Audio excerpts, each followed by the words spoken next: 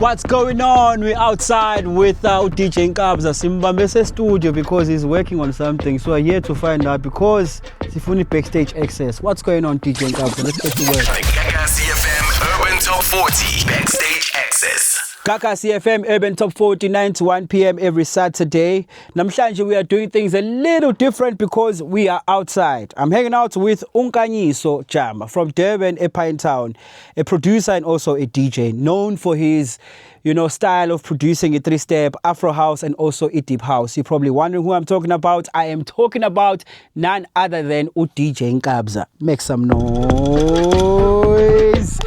Showcase Grand Buddhas. Let's get sharp when I'm banjal. Ngimnandi mfethu. Ngimnandi. We've never done this before, but I mean, trying to get a hold of Nkabza proved to be something ethanda ukuba a challenge nyana. So hence we said, I guess somthola e-studio la esebenza khona simbambe kahle so that we can get to have a chat with DJ Nkabza. Bro, thank you so much, dog.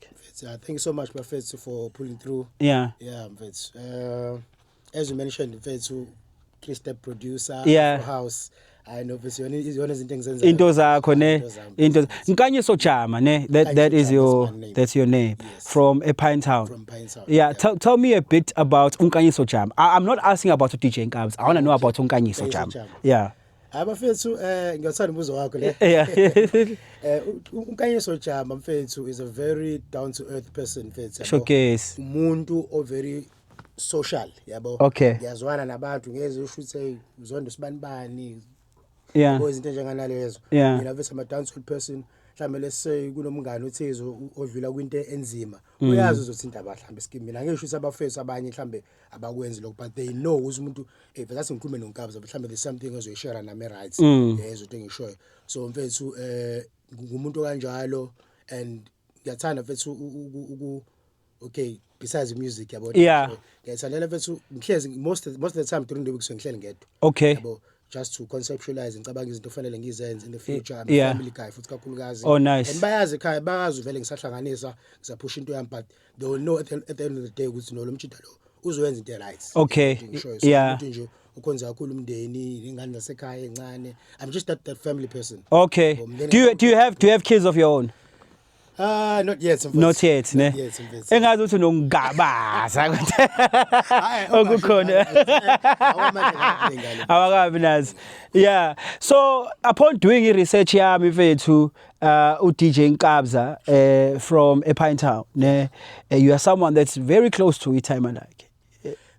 Yeah. Yeah, but Itama lami mfethu, Itama lami lumushumayeli. Okay. Abantu abaningi they think mhlambe sihlukile. Yabo uthi ubaba wakho yena is ufundisi wise wena uthanda igroove. Okay. Kukho nje abo nje udubuzo Nkanyiso. Mina ke angeke ngithi I'm a religious person. Okay. But I believe in God. Yeah. Ukuze ngifaka ukuthi mina I'm a Roman Catholic, I'm a Christian, I believe in God. Ngiyazazi bengihleli ngedwa ngiba nalo personal relationship. So ikhona ubaba into angishele yona kumina. Okay. So ubaba ngiyamthanda ngoba strict. Why strict angisho kanjalo. Okay. Usekhulile manje. Yeah. No, the more mfethu I think ngikhula nami the more I understand ukuthi okay Nkanyiso ngeke ngikwazi ukumcontrol. Na into efisa ukuyenza. Okay. Yeah, ukuthiwa umfundisi akamzala umunye umfundisi. Step Down, dog, that's a big song. Faith. Step Down, which is a song that brought you here, basically, because the song has entered the chart. People are raving about the song. It's everywhere. Uye groove on by idlala le ngoma, and it's probably your most streamed song right now. Kuma DSPs. Yes. Tell me about Step Down. Showcase. Yeah, bese kahle Step Down mfethu ngasenza ngasho ukuthi it's a very old file enganginalo. Okay. But since ngabona ukuthi ukuyazini ngoba unothi ngiqala izinto ezintsha, let me take the Afro house lenginayo and let me combine it nalento edume manje. Sure. So I'm like yazini mfethu i step ngabona ngaqala ngama remix yonke lento lengathi yazini let me merge Afro nalento yamanje ngize ngiphume ne sound eseceleni but icishe ifane but not exactly. Because mina to be honest angikwazi ukukopela sound exactly ngingazama but ngeke iziphume exactly. Yeah. So I step down first sakhe kanjalo kahle from the beginning sakhanda ukuthi ifile livele likhona I don't know when yabo but ifile iyabhala ukuthi umuphi unyaka lwaqala khona ifile and then ngalimodernize ngayenza lento edingalayo manje izothi ngisho. So you took your time. I took my time kuyona ngizange ngize ngirelease fast yabo. Okay. Nakhona sengiyenzile nama doubts mfethu to be honest yabo. Yeah. Nama doubts ukuthi hey what if abantu abayithanda, what if it's not lento ukuthi kodwa ngathi yazini athi ngivele ngirelease yabo nto ngisho. One time. And I had as emunye music okhona seceleni, so I wanted to ukuthi mengikhipha ngizase ngikhiphe EP. And I just named it Step Down ngoba Step Down was something new out of the Afro House bengivele nginayo. Okay. Yabo. Okay. So it's a Step Down mfethu angifuqamanga. I was inspired by many artists. Mina mfethu kunama artists engwalalelayo nozinhlezi ngwalela njalo but engwalela ngithi yabona ke la ushaya music engikuthanda ngikudlalayo. Uqamanga dlala Thukuzini mfethu iGhost ngiyawuthanda music wakhe, ngiyathanda into eimage liqom ne afro nami into engiyithandayo. When it comes to iGqom futhi no leg ngiyathanda le baseline yakhe. So mina masukube abantu engibalela since kudala ngibathanda Dakapo Wise Enona Pha yabo lento ngishoyo kanjalo. So abantu engibalalela vele ngikhula and ngagcina sengumuntu othanda music, agcina sengenza music ecishe fanele. So kahle music kwami is just yabo I mean inspirations ongathathe in many different artists yabo nto ngisho phezulu kunami. Bro, it's one thing, you know, loving music because sibaningi sothanda umculo, you know, but iningi lethu angese sihlale phansi sithi siyawenza umculo, you know. Wena njengoba uchaza ukuthi umculo uthandile to a point that it got to a point where you wanted to start making music. What was that, you know, all about? Yini lento yakuphusha ukuthi uthi because you love music so much, why don't you make music? Mfethu ngingakutshela kuno seswami kuthusa mke. Okay. Neseswami uzale uma wami yabo. Njalo ekhaya ngivakashela okay ubaba noma ahlala ndawonye, it's different houses. Okay. Uma uhlala kwenye indawo ubaba ngihlala nayo, uhlala kwenye indawo. Okay. Mangina kumvakashela. Oh nice. So sisakhula kusanda kufika ama DVD yabo. Kusanda kufika ama DVD and ngangisithanda slow jam, Anita Baker, Luther Van Rose, you can name them. Yabo lento leyo, Aretha Franklin. So into engangiyenza ngangisanda ukudlala music. At the end of the day ngayithola ukuthi ngoba na mina ngithanda ukuyidlalela mina. Yes ngisho. Ngiyathanda ikhona iroom yabhuti wami une computer ngingadlala khona music kodwa end up playing edaningi. Kuvule up to 30 volume awala ma DVDs la sasafika ku 30 volume idlale bengaka. So ngayibona useswamele ukuthi wegcine seyithanda le music engidlalayo. So mina I was actually influencing somebody ekhaya ukuthi agcine sethanda some type of music. So ngaqala lapho and uhleze ngikhumbuza ungakhohlwa ukuthi wena umusic owuthanda since usamncane sidlala nawo music usale slow jam. So kwahamba kwafika le 12 virtual DJ ngagcina sengiba familiar nama computer obhuti bami obhuti wami kuthiwa Wanda, rest in peace mfethu. But uyena umuntu engaqala ukuproduce kuyena endlini yakhe. Wena yazi wonke umuntu one FL Studio kodwa engaproduce. Okay. Nje wena FL Studio. Computer nje umuntu une FL Studio. So ngaqala lapho producer ngilongi ngibhede ngenza ama team lapha kodwa that's when I started. Mase bangizwe sesibamba bathi yazi lento yenza agcina ngathi mnandi. Ngaqala lapho. So we could say why fundisa producer? Ngayifundisa producer, yes. And then ngayifundisa producer from the beginning. Mase the time ngikhula sengikwazi ukuproduce ngilongihlala nabangani abathize. Khona mfethu sama ngimkhohlwa bangangishaya to DJ Snare. Ukhona ngale roundini. Uyena umuntu ovele emdala but uyena umuntu oyigood ngama chord. And I've never been good with ama chord namanje ngabe into but ngisazofunda ukona but ngiyakwazi ukwenza, it takes some time. We good. So mengenza ibeat ethize kwengela ngama chord. Yenza ibeat so ngangifunda ngangibamba kuyena izinto ezithize. But uproduction kahle kahle singayifundisa. And then wakhula ke ekuproduceni, you started making music and then started DJing, getting gigs, of course. Wagcina usuyithola laptop yakho, ne? And then sadly lo laptop yalahleka. Fethu beginning of this year mfethu kuqale kabi. Afuqama ngiqale kabi ngoba yabo sometimes mfethu ungagcina usuyenza yabo umuntu okuthathela into wazi ukuthi uba yabo I won't keep on mentioning names kanjani but sometimes umakhelwane ungathi abakuthanda abanye abakuthandi. Yabo nto ngisho abantu abaningi abakuthandi. The more abantu abakuthanda the more abantu abangebakuthandi. So sometimes I frustration okulahlelwe into and uyambona every day lo muntu omsolayo and then finding ukuthi uyena into ngisho and umbona njalo ukuthi Philip Kensington nangu ngibona lapha yabo ngeke ngikhuluma into eningezenzeka in between kodwa sometimes ungagcina usuyenza izinto izinto ezwrong engafanele ngabe uyazenza yabo kwenza into engafanele uyazenza but ke ngenhlanhla ngikwazile ukuthi ngigcine sengiretrieve into zami yabo ngagcina ngikwazile ukuyithola. So at least i-hard drive yami lebe no music yakudala iyona egcina ihambile lebe ngiyithanda ngoba njengoba ngishilo Step Down came from the old files. Okay. But ngenhlanhla i-laptop yami le ngigcine ngitholile inaso istaff esbrand new njenge EP Step Down and the music ebengenza manje yabo. Yeah. So mfethu angisagxilele kulo ukuthi ilahlekile into ebalekile manje sokukhona ukuthize, but I actually saw that laptop ngatholenye. So then ile music engenzile khona manje isikhona sengiqala amaphansi, I'm back on my feet. Nice one. Yeah. Step Down has obviously opened up iminyango eminingi for wena. You know, not only in, you know, the gigging space, you know, and the audience space, you know, and the radio space, but also in the industry with abantu that you play in the same field now. Abantu abafana njengo Jazz World, Tukutela, you know, and so on.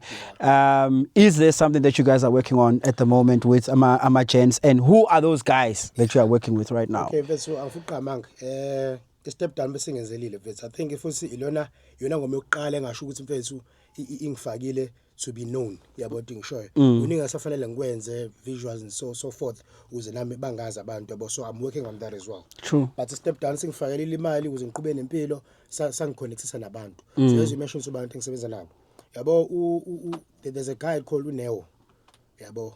Uneo is from Johannesburg.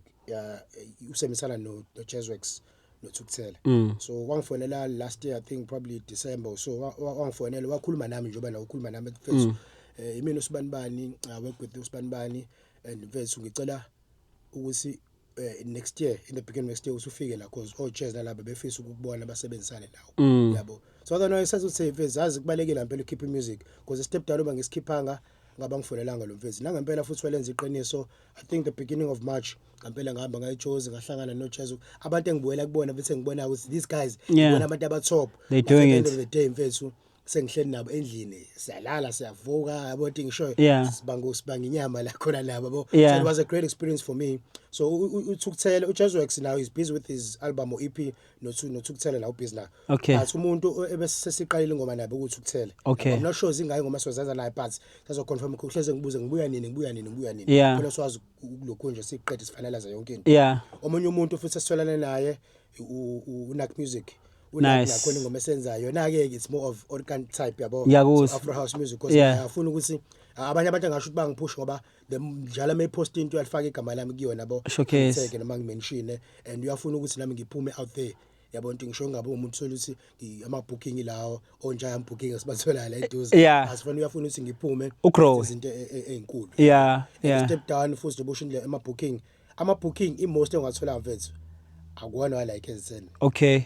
That's really good. So sengiyibona into yami siyapi nami ngiyafisa ukuthi one day mfethu ngihambe ngiyodlala mfethu all kanti ngidlale phesheya izinto obviously vele all of us yabukela Black Coffee safisa ukuba lapho, but at the end of the day we need to put in the work. No, 100%. Now when you compare DJ Nkabza 5 years ago to DJ Nkabza now, you know, what would you say to DJ Nkabza 5 years ago given a chance like right now? Into ongayitshela uDJ Nkabza njengamanje wa 5 years ago yini ongamtshela? Angizothi mfethu iba consistency. Lento yenzayo mfethu uqhubeke nayo. Yabo. Ungadidiswa izinto ezenzayo eceleni, izinto negative ezenzekala wherever, with might be family, might be friends, might be people you know. Continue into yenza ngoba egcineni ezokuphumelelisa, unga give up, because I think into engenza ukuthi ngifike la ngikhona iconsistency. Abantu abangazi you don't know. Abantu abamazi uDJ Nkabza from 2014 they will know ukuthi nanga umjidi. Mhlawumbe bengazi abaningi but sengisho laba close. Abantu baqala ukunginotice mhlawumbe late yabo 2018 19 phansi. So ngasho ukuthi bengamtshela nje lonto mfethu qhubela lento yenzayo ungayeki. And then where are we going like with the brand DJ Nkabza? I asked this because when I saw you ngikubona ufake in the skip esibalo Step Down, and I asked you ukuthi lesi skip esakho kuphela, wathi no nami ngingasithola lesi skip. Are you planning to branch out and also do impahla noma this is just to push the brand and that's where it ends? Bese izinto bese kufanele utatazele uyibone ukuthi kufanele kwenza kodwa kunzima phela zonke izinto edinga imali. Showcase izinto edinga imali edinga ube uyibudgetele ngendlela eright. Advance la sebekhona already sebengisupportile abayithengile. Nice. Yabo abantu aba close nami, it's family sebekhona abanye sebeyithengile yabo. But engakusho ukuthi vele ngifuna ukuyibranda yabo usimanje sengiqina kusuma but ngemuva kunanesithombe ngosami and stuff yabo. So ngiyafuna ukuyibranda futhi ngiyibrande through Step Down kuyisona sengenzile ukuthi ngibe lento engiyona today. So yes skip uzosithola mapha. Uzosithola mfethu uqama uzosithola. And ngiyabona baningi abayidingayo ngoba zona zinhle abantu bayithanda lese sisidala futhi to be honest ukuthi nje stock besingekho but I had to wear it today ngoba sizongirepresent Yeah. istock soba khona nabantu bazwazi ukusithola from ama social media ami Bandcamp izinto eningi bazothola i-image mac. Yeah. So ukhona umuntu before I let you go because we're about to wrap up. Alright. You counted a number of producers and DJs that you look up to. And you also mentioned a couple of DJs that you are already in studio with, which is quite impressive. Sure. You know, you can see that the work is really coming to life and you are growing as a brand. Yeah. Is there a DJ that officer would before Pelo 2026 kube ukuthi niyatholana nobabili stikini nje khona ingoma eniyenzayo mhlambe let's not look too far I guess mhlambe la eThekwini La eThekwini like KZN kwavela kwa West angisho ukuthini mfethu umqondo wami usule kude okay eThekwini you can give me lo umqondo kude nalo like KZN that's cool angicasiqala kwaloko kude mfethu mfuqama mfethu udakapo mfethu okay ngoma yenza i-pretty disaster wonke ama interview yami I don't think ngizoshare la ngoma that's a big song it's not necessarily yona la ngoma yodwa before ngiqale nje ukuproduce anything ngilalela udakapo Mr 1083 okay yabo yibona into angibalelela kakhulu so he inspired you a lot and the fact enye into futhi Mr 1083 naye interview wakhuluma ngami and also that was so breathtaking mfethu lo muntu angibuyela kuyena mfethu uyena umchita we Black Motion so wakhuluma ngami wathi uNkabza is the future yabo and ubuyazi ukuthi mina mfethu ngithanda ukulalela yena like I was so much inspired by his music but to be honest udakapo mfethu ngiyafisa ukusebenza naye lamchita is a very great producer mfethu yabo lamchita ingoma nengoma yakhe yabo sikuhlaliwe kuyona afasana nje enze ngoma ngifuna ukukhipha ngenza imali no ngifuna uqala ngifuna ukuyiqeda mfethu menze music uyahlala mina kunengoma zadakapo from way back namanje ngisayidlala yabo eKZN mfethu yabo masamele ngicabanga ukuthi kumbe obani lo kunjani abakhona yabo but mfethu omunye umuntu mfethu engithanda music wakhe uDrake okay I'm not really sure so ukhona la noma wakude noma usuwakude but umuntu engijolo kumbona like mengikhona kwama gigs sihlangana naye lamchita mfethu is a very good producer ama remix akhe mfethu kuba ngathi ama original is doing sure so abanye abantu engafisa ukuspana ngoba they very musical kuningi ngakufunda kubona yabo nami sinola pass ukuthi kumele ube ingoma yakhe bangathi iqoma kuphela but ngiyathanda ukuthi ngoba ibe musical ibe air friendly ikwazi ukuhlala kuwena Fethu you doing the most right now ngoma yakho ingenile kwi chart yeGagasi i-top 40 your song is on high rotation you know emaphathini iyadlalwa kakhulu fethu le ngoma le I don't want to put pressure because you just say you are currently working on like a couple of projects but maybe you can just tell us briefly ukuthi what can we look forward to and be excited about from Unkabza ngiyabona ama feature you know and so on are we going to get a step down to or are we getting an album from Unkabza anytime soon okay mfethu ngokwami as uDJ Nkabza kade ngibuzile eqaleni ngangakumention ukuthi ngiyafuna ukuthi ngibe with my own record label yezinto engishoyo yo record label leyo ngizokhetha kule into lezi engiyibona ukuthi ziyaphusha mfethu sikwazi babe khona because ngiyabona ukuthi talent eliningi but abana ama platform njenga nami angibanga na platform ayikho umuntu uthe Nkabza woza noma nje ukuthi I had to push myself ngifela ngikhona sibonga uShemza mfethu uShemza is one of the guys always to step down saziwa njengamanje ngoba he was one of those guys abayipushile no Lebza yabo Lebza the villain so abanye abantu abayipushile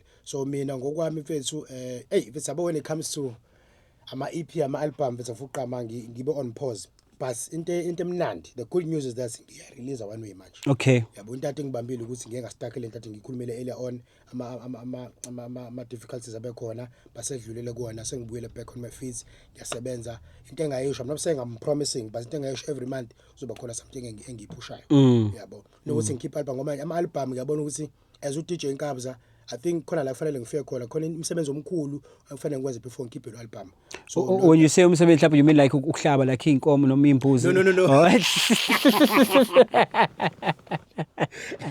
not really okay in terms of mfethu ukuthi kufanele ngimakhethe mfethu ngale ndlela ethi okay ama visuals yabo admin work mfethu now yazi ukuthi music is not about ukurelease kuphela uningi yabo njengoba ngingedwa ngiyayimanage yonke into ngiyazenzela so kufanele ukuthi bethi ingqondo yami ibe clear ngidraft phansi ngibe nento engizoyibhala okay this is what I'm doing yabo so keep i-album first I have to have a plan ukuthi okay mengiyikhipha it has to hit the charts ukuthi ngisho angifuni uyikhipha nje bese yahlala siyahla so bese kuba nani ukuba interview nani it's one of the things ezingisiza ukuthi nakhona impilo yami iqhubeka so ngiyawear izinto ukuthi yabo manje impilo yami iyakhuphuka iyaqhubeka yabo I'm sure there's many people baqala ukungibona basazi step down but abangazi so into efanele ngizenze ama visuals izinto kanjalo paperwork mfethu ngipush into zami but ngiyabona ipage lami especially kwi on Facebook liyanyuka okay last year I had 1,000 followers manje I've got 22,000 oh wow so iyanyukela without that is growth abantu babona ukuthi okay lo manje definitely simfollow he's going somewhere so